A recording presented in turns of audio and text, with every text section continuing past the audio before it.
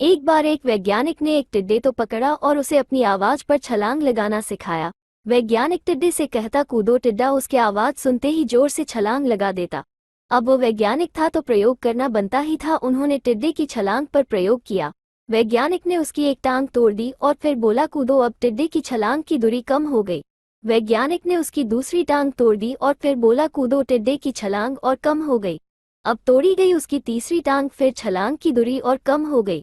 एक एक करके बेचारे टिड्डे की सारी टांगें तोड़ दी गई। अब आखिरी टांग टूटने पर जब उससे कहा गया कूदो तो वो हिल भी नहीं पाया। अब वैज्ञानिक ने अपना निष्कर्ष अपनी डायरी में लिखा। जानते हो उसने क्या लिखा? जब टिड्डे की एक टांग तोड़ी गई तो वो थोड़ा बहरा हो गया। जब उसकी दूसरी टांग तोड़ी गई तो वो और बहरा हो गया। हर टांग टूटने के साथ वो और बहरा होता गया। और सारी टांग टूटने के बाद वो बिल्कुल बहरा हो गया। अब जोर जोर से चिल्लाने का भी उस पर कोई असर नहीं हुआ। वो तो अपनी जगह से हिला तक नहीं, छलांग लगाना तो दूर की बात थी। इस कहानी को सुनकर सभी को ऐसा ही लग रहा है ना कि क्या मूर्ख वैज्ञानिक था, इतनी सीधी सी बात उसे समझ में नहीं आई।